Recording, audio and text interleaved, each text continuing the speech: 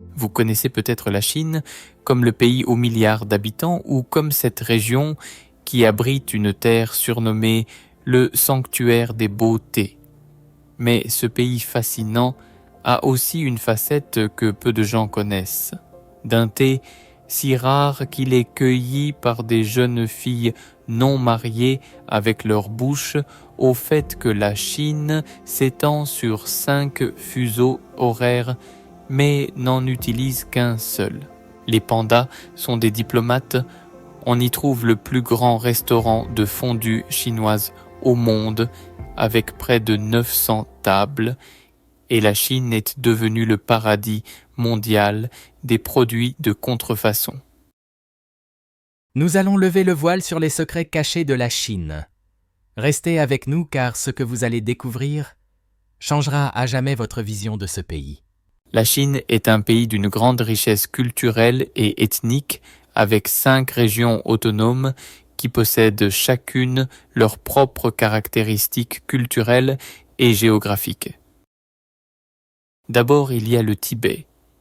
Couvrant environ 1 200 000 km² et abritant 3 600 000 personnes, le Tibet a l'altitude moyenne la plus élevée du monde avec de nombreuses zones dépassant les 4 500 mètres au-dessus du niveau de la mer. Surnommé le toit du monde, le Tibet est la région autonome la moins peuplée.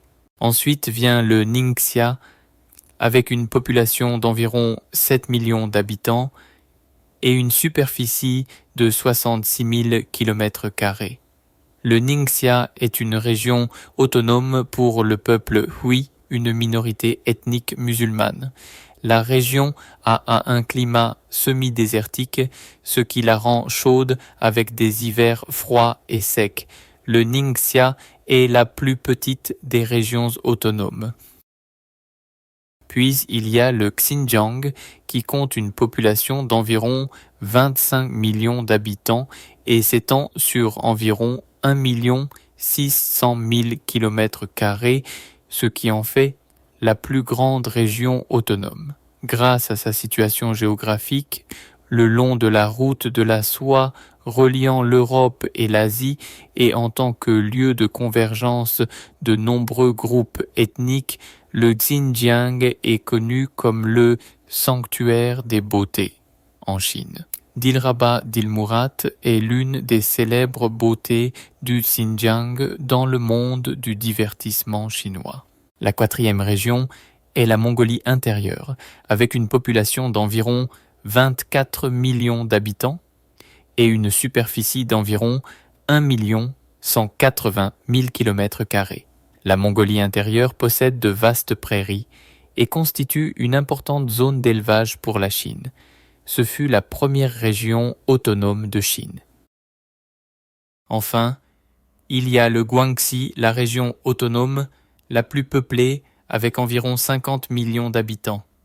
Elle couvre environ 236 000 km² et borde 4 provinces vietnamiennes. Le peuple Zhuang y est la plus grande minorité ethnique.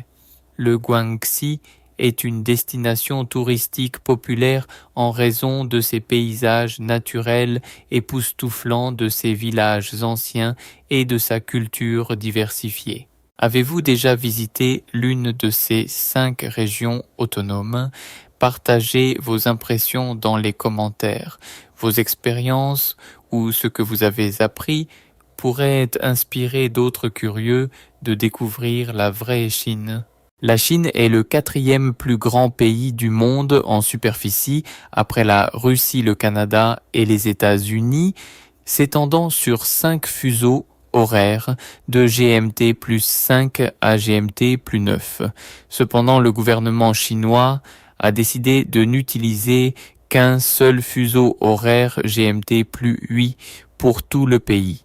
Cela entraîne une différence significative entre l'heure locale et les heures de lever et de coucher du soleil dans les régions de l'Ouest comme le Xinjiang et le Tibet.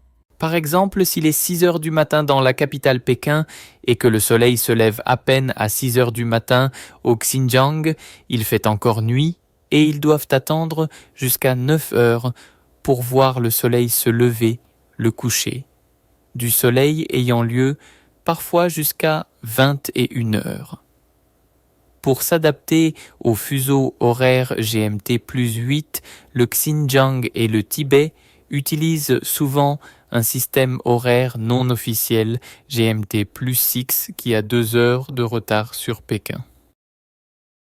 Il y a plusieurs raisons pour lesquelles la Chine a choisi GMT plus 8 comme fuseau horaire standard.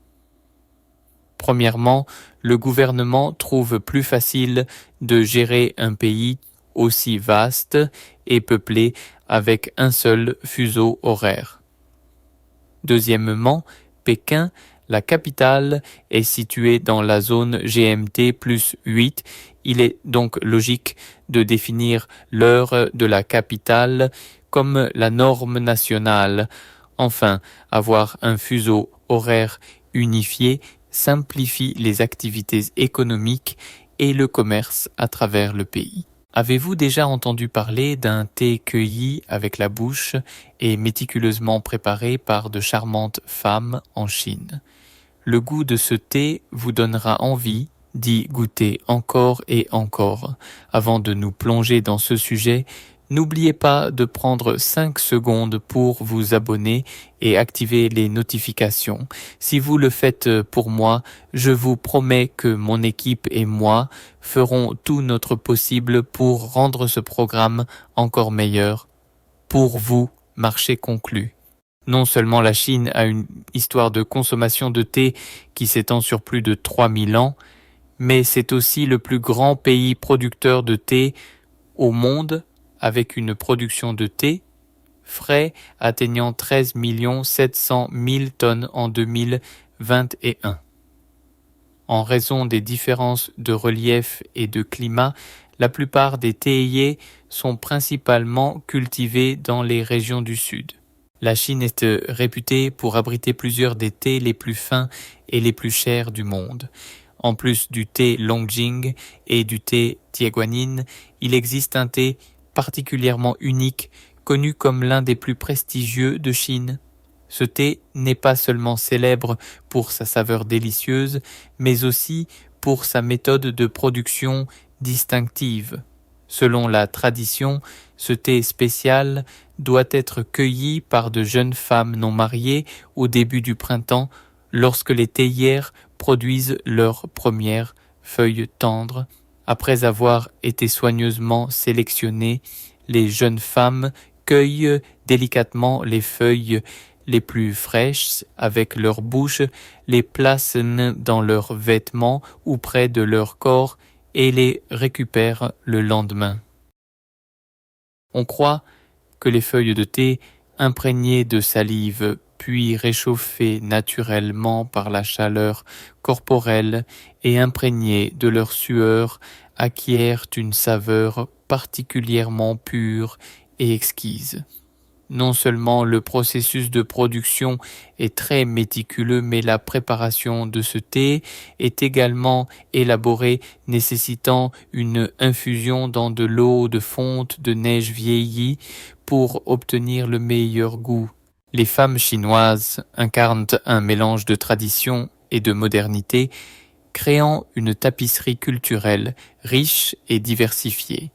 Elles ne sont pas seulement travailleuses et résilientes, mais elles font aussi preuve de détermination et d'adaptabilité dans la vie. Premièrement, les femmes chinoises sont connues pour leur diligence et leur patience. Elles jouent des rôles importants non seulement au sein de la famille, mais aussi sur le lieu de travail.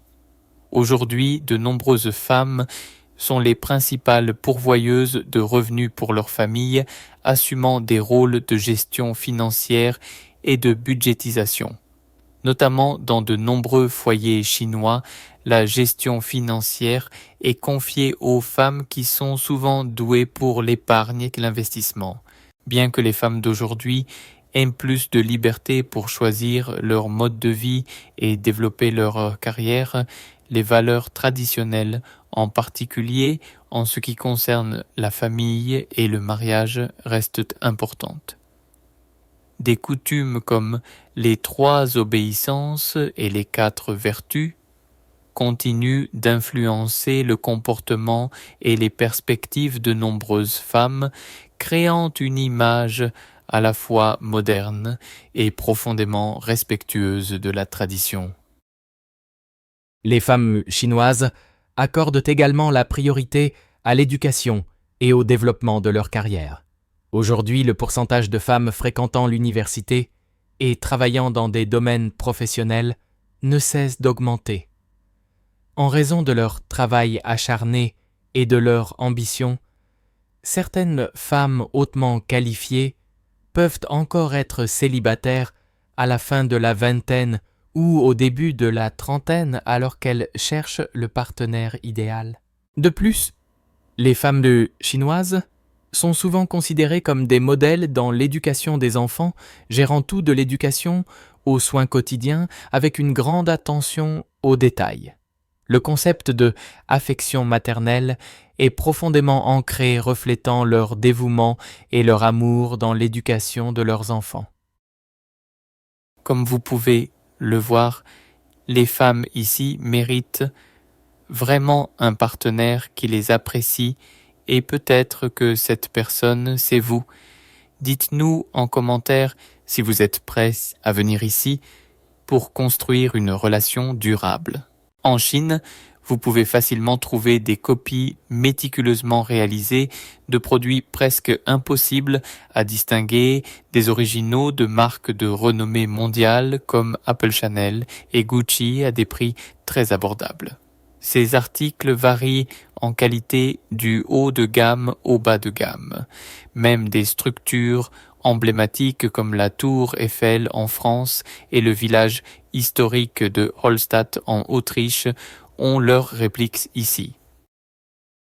Rien que dans l'industrie de la contrefaçon, avec un marché mondial d'une valeur de 600 milliards de dollars en 2021, soit environ 550 milliards d'euros, 80% des produits contrefaits provenaient de Chine.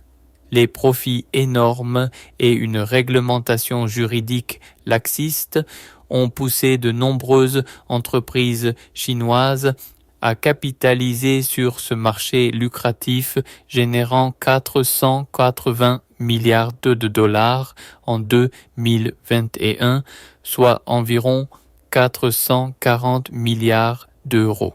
Vous ne le savez peut-être pas, mais chaque panda géant, de ceux de Tokyo à ceux d'Atlanta, est officiellement un citoyen chinois. Pourquoi ? Parce que la Chine n'envoie pas simplement ses pandas en cadeau. Au lieu de cela, elle les prête via une politique unique appelée la diplomatie du panda. Mais ce n'est pas un prêt ordinaire. C'est une stratégie puissante, soigneusement conçue pour construire et renforcer les relations de la Chine avec d'autres nations. Depuis les années 1950, la Chine prête des pandas comme symbole de bonne volonté. Et cela ne s'arrête pas là, même les bébés pandas, nés hors de Chine, tombent sous le coup de cet accord de prêt, symbolisant les liens continus entre la Chine et les pays hôtes. Ainsi, ces pandas ne sont pas seulement adorables, ce sont des ambassadeurs qui construisent des ponts et réparent les liens. Imaginez-vous en train de marcher le long de la Grande Muraille de Chine, une structure si vaste qu'elle s'étend sur plus de 13 000 kilomètres, serpentant à travers des montagnes escarpées, de vastes déserts et des vallées luxuriantes. Mais que diriez-vous si je vous disais que le secret de la solidité de la muraille ne réside pas seulement dans ses pierres et ses briques, c'est en fait quelque chose que vous pourriez trouver dans votre propre cuisine de la farine de riz? C'est exact, les anciens bâtisseurs chinois ont ingénieusement utilisé de la farine de riz mélangée à de la chaux pour créer le mortier liant ces énormes pierres. Ce mélange spécial s'est avéré bien plus qu'une simple solution pratique. Le résultat: un adhésif si solide et élastique qu'il a permis à la muraille de fléchir et de s'adapter aux mouvements naturels de la croûte terrestre sans se fissurer. Ce mortier à base de riz n'était pas seulement résistant, mais aussi remarquablement durable, contribuant à la résilience de la muraille. Pendant des siècles, cette solution culinaire a aidé la muraille à résister aux conditions météorologiques extrêmes et à l'érosion, ce qui en fait l'une des structures les plus durables de l'histoire. Alors que le reste du monde utilise X, Google et Facebook dans tous les aspects de la vie, ces applications sont interdites en Chine. En fait, le gouvernement de Pékin a mis en place un système de contrôle strict connu sous le nom de Grande Muraille électronique pour surveiller l'information et limiter l'accès des citoyens à de nombreux sites web et services en ligne étrangers. Cette restriction a créé un environnement favorable pour que les entreprises technologiques chinoises développent des produits et des services adaptés au marché intérieur sans la concurrence de leurs rivaux étrangers. Ces dernières années, la Chine a fréquemment encouragé l'utilisation de services et de plateformes de médias sociaux nationaux comme WeChat, Weibo et Baidu. Cependant, de nombreuses personnes utilisent encore des réseaux privés virtuels VPN pour contourner la muraille électronique et accéder aux réseaux sociaux internationaux populaires.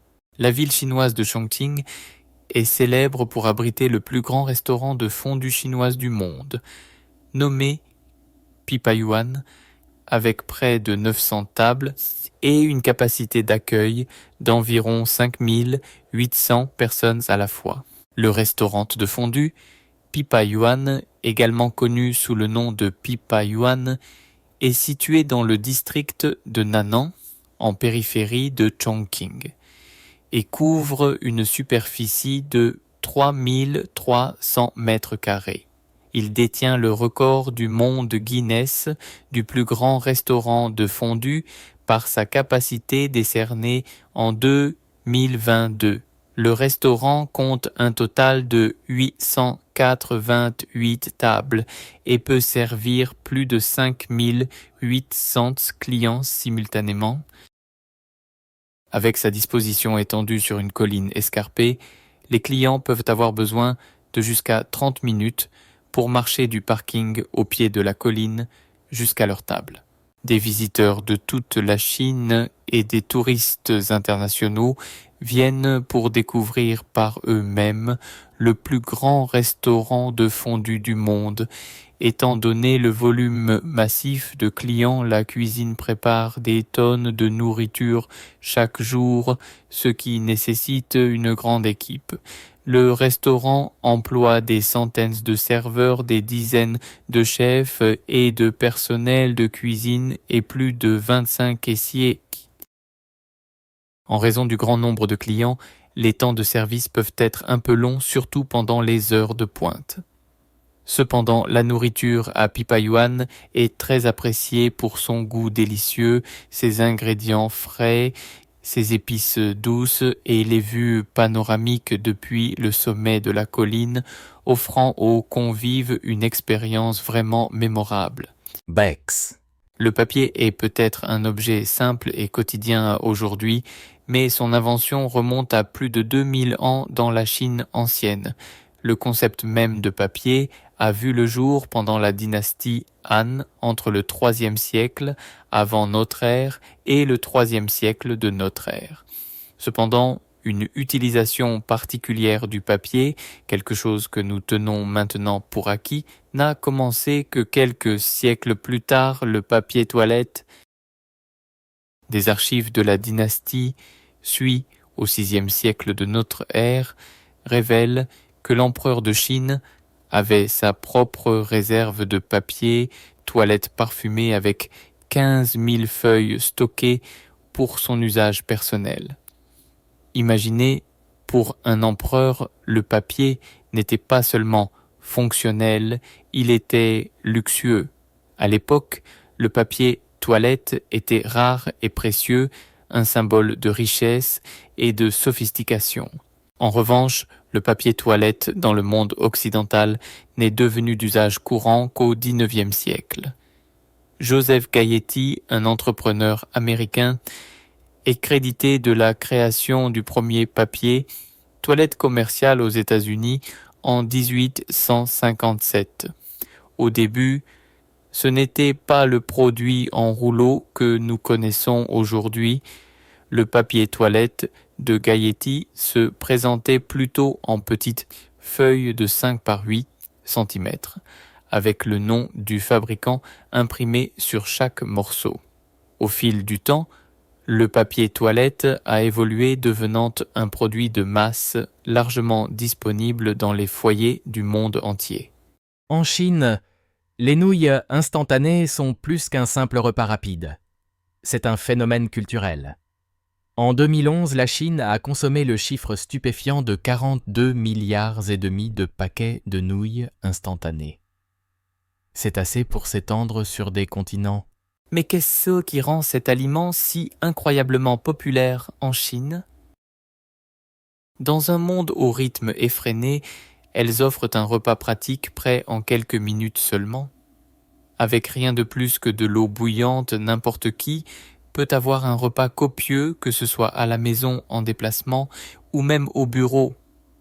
Cette simplicité a fait des nouilles instantanées une option de choix pour les étudiants, les travailleurs et les voyageurs. Mais il y a une autre facette à cette histoire.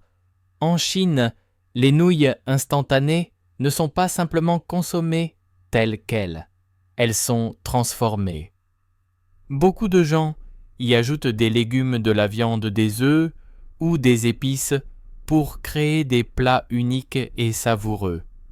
Cette personnalisation est devenue une mini-tradition où les gens adaptent les nouilles à leur propre goût et besoin, transformant un plat simple en une toile culinaire. Le coût est également un facteur majeur. Les nouilles instantanées sont abordables, ce qui les rend accessibles aux personnes de tous les horizons. Et il ne s'agit pas seulement de remplir les estomacs. Cette consommation massive reflète une partie profondément enracinée de la culture culinaire chinoise moderne, où l'innovation rencontre la simplicité. La relation de la Chine avec le porc va au-delà d'une simple préférence culinaire. C'est un aliment de base culturelle. En 2023, la Chine abritait la plus grande population de porcs au monde avec plus de 450 millions de têtes, soit plus de la moitié de la population porcine mondiale. Pour mettre cela en perspective, l'Union européenne se classe deuxième avec environ 134 millions de porcs et les États-Unis suivent avec environ 74 millions. Mais pourquoi le porc est-il si important en Chine? D'une part, il est au cœur des traditions culinaires de la nation. Le porc apparaît dans d'innombrables plats populaires, du savoureux, porc laqué au ravioli classique, et il est célébré comme un élément essentiel de nombreux repas de famille et festivals. Cette demande, tirée par une population de plus d'1 milliard de personnes, a conduit à une industrie porcine massive. Les fermes à travers la Chine, allant des petites exploitations familiales aux grandes entreprises commerciales, travaillent sans relâche pour répondre à cette demande. Avec la part importante de la Chine sur le marché mondial du porc, les variations de sa demande ou de son offre influencent les prix et la production dans le monde entier. Cette forte demande a même conduit la Chine à la fois à importer et à exporter du porc, en fonction des besoins de ces marchés. Quand vous pensez au ketchup, vous imaginez probablement la sauce sucrée et acidulée à base de tomates que l'on trouve sur les tables du monde entier. Mais ses origines, elles sont loin de ce que vous attendez. En fait, le ketchup remonte à la Chine ancienne, où il a commencé comme une sauce de poisson, fermentée, connue sous le nom de ketchup. Ce condiment salé et riche en umami était un aliment de base de la cuisine chinoise, fabriqué à partir de poissons fermentés et d'épices, pour donner des saveurs audacieuses au plat. Les explorateurs anglais du XVIIe siècle ont découvert le ketchup lors de leur voyage et y ont pris goût. Ils l'ont ramené en Angleterre où il a pris de nouvelles formes en utilisant des champignons, des anchois et d'autres ingrédients. Le résultat fut une sauce savoureuse et polyvalente qui pouvait accompagner une gamme de repas, mais elle ressemblait encore peu au ketchup que nous connaissons aujourd'hui. Ce n'est qu'au XIXe siècle aux États-Unis que les tomates sont devenues l'ingrédient principal, transformant le ketchup en ce condiment familier, à base de tomates apprécié dans le monde entier. Cette touche américaine à une ancienne recette chinoise a donné naissance à la saveur sucrée et acidulée qui accompagne maintenant tout des frites au hamburger. Alors, la prochaine fois que vous presserez une bouteille de ketchup, souvenez-vous de son surprenant voyage d'une sauce de poisson fermentée dans la Chine ancienne à un incontournable mondial. C'est un témoignage de la façon dont les cultures se mélangent et évoluent, créant des saveurs qui traversent les frontières et connectent les gens même de la manière la plus inattendue. Imaginez un monde où transporter sa richesse signifiait trimballer des sacs de lourdes pièces de métal. C'était la réalité dans la Chine ancienne il y a plus de 1400 ans, alors que le commerce se développait et que l'économie grandissait. Les marchands et les commerçants étaient confrontés à l'impossibilité pratique de transporter de grandes sommes de monnaie métallique. Pour résoudre ce problème, la Chine a créé une invention révolutionnaire, le papier-monnaie. Né par nécessité, le papier-monnaie est apparu pour la première fois sous la dynastie Tang. Cette monnaie plus légère et plus pratique a transformé la manière de faire des affaires, facilitant les déplacements des marchands sur de longues distances sans le fardeau des pièces. Ce fut un changement révolutionnaire non seulement pour la Chine, mais finalement pour les économies du monde entier. En rationalisant les échanges, le papier-monnaie a permis des transactions plus rapides et a ouvert des portes au commerce international d'une manière que les lourdes pièces ne pouvaient tout simplement pas offrir. Mais l'influence de l'invention chinoise ne s'est pas arrêtée là. Cette forme précoce de papier-monnaie a ouvert la voie aux systèmes économiques mondiaux sur lesquels nous comptons aujourd'hui. Le concept de l'argent sous forme de papier, imprimé de manière unique par chaque pays, est devenu universel.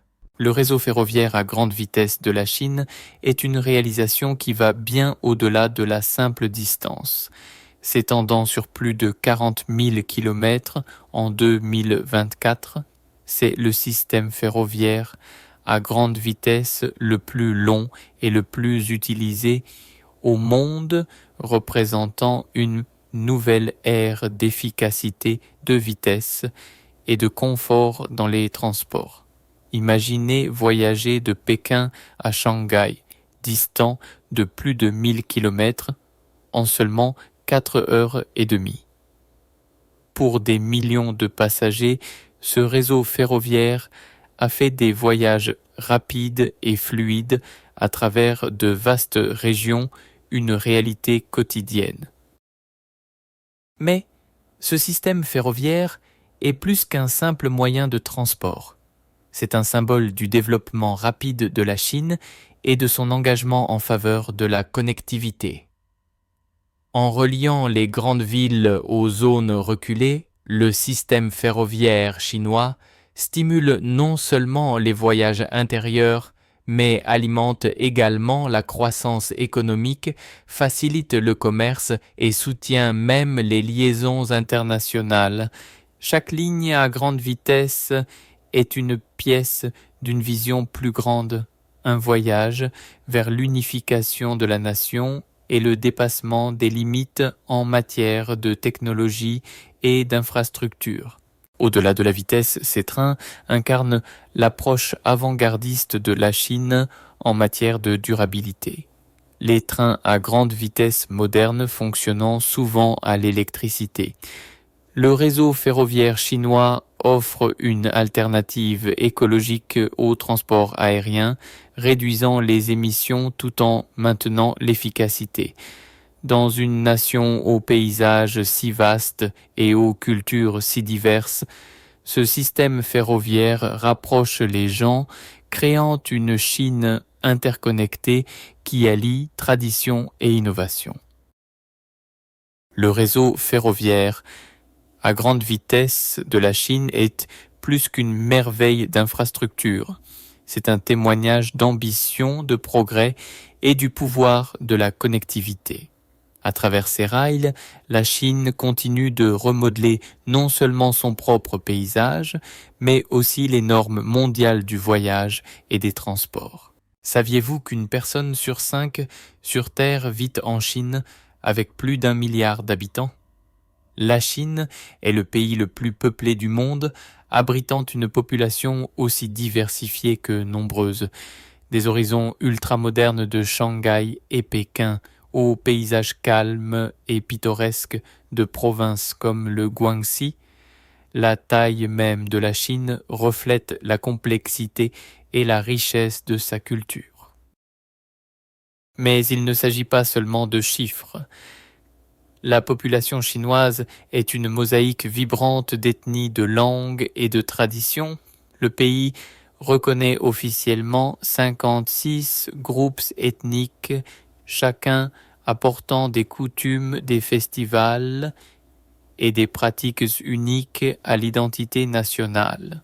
Cette immense diversité est l'une des plus grandes forces de la Chine, offrant un kaléidoscope de perspectives et un profond puits de patrimoine culturel. L'impact mondial d'une population aussi importante est significatif. La main-d'œuvre chinoise alimente des industries qui produisent des biens pour les marchés du monde entier, stimulant le commerce mondial. Dans les domaines de la science et de la technologie, le vivier de talents chinois a fait progresser les innovations dans des domaines comme l'intelligence artificielle et l'énergie verte. Au niveau politique, l'influence de la Chine s'étend au-delà de ses frontières, jouant un rôle majeur dans les discussions internationales sur le changement climatique, la politique économique et les initiatives de santé. À bien des égards, la population chinoise n'est pas seulement une statistique, c'est un témoignage de la résilience, de l'adaptabilité et de l'influence de la nation.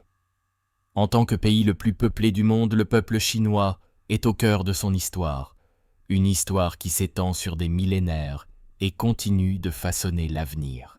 Si vous avez apprécié la vidéo d'aujourd'hui, n'hésitez pas à cliquer sur le bouton « J'aime » et n'oubliez pas de vous abonner à la chaîne. Votre soutien compte énormément pour nous. Cliquez sur la vidéo qui apparaît sur votre écran maintenant. Je suis sûr que vous allez adorer ce contenu. Dites-nous en commentaire quel prochain pays vous aimeriez voir sur notre chaîne. Merci beaucoup d'avoir regardé et à très bientôt dans la prochaine vidéo. Si vous avez aimé la vidéo d'aujourd'hui, n'hésitez pas à cliquer sur le bouton j'aime et n'oubliez pas de vous abonner à la chaîne. Merci beaucoup d'avoir regardé et à bientôt dans la prochaine vidéo.